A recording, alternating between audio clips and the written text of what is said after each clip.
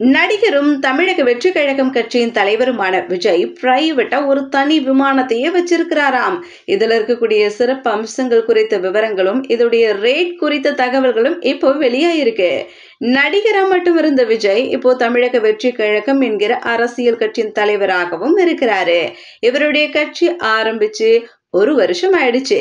இந்த ஒரு வருஷத்துல அவர் பாஜகவை கொள்கை எதிரின்ட்டு சொன்னது மாத்திரமில்லைங்க, திமுகவை தங்களுடைய அரசியல் எதிரி என்றும் அறிவித்திருக்கிறாரு. மக்களை சாலையில் சந்தித்தது, விவசாயிகளுக்காக பரந்தூர் விமான நிலையத்திற்கு எதிராக போராடியவர்களுக்கு துணையா நின்றது அப்படின்ட்டு பல நாட்கள்ல இவர் ஹெட்லைன் நியூஸாகவும் மாறி இருக்கிறாரு. பரந்தூர்ல விமான நிலையம் வரக்கூடாதுன்ட்டு விஜய் கொடி பிடித்ததை அடுத்து அவருடைய பிரைவேட் ஜெட் குறித்து நிறைய பேரு ஆராய்ச்சி பண்ண ஆரம்பிச்சிட்டாங்க.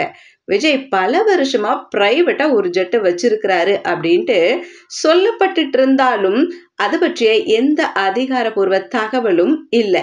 இப்ப பாத்தீங்கன்னா அதை பத்தி நிறைய விஷயங்கள் அடிபட்டுட்டு வருது.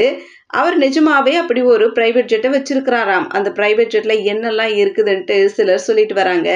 அவர் ஹேக்கர் 800 XP என்கிற நடுத்தர ஜெட் விமானத்தை வச்சிருக்கிறாராம். இந்த விமானத்துல தான் நடிகர் விஜய் பெரும்பாலும் படப்பிடிப்புகளுக்கு போவாராம். அரசியல் பயணங்கள் மற்றும் இந்தியாவுக்குள்ள எங்க போனாலும் அந்த விமானத்துல தான் இவர் போவாரு அப்படின்ட்டு சொல்லப்படுது. இதோட ரேட் என்ன தெரியுமா? இந்த பிரைவேட் ஜெட்டோட விலை ரூபாய் 80-100 கோடியாக இருக்கும் அப்படின்ட்டு சொல்லப்படுது. அதாவது அமெரிக்க டாலர்களின் மதிப்புப்படி 10-12 மில்லியன் என்று சொல்லப்படுது. இந்த விமானத்துல உட்புற அலங்காரங்கள், விமான மின்னணுவியல் உள்ளிட்டவை எல்லாம் இருக்காம்.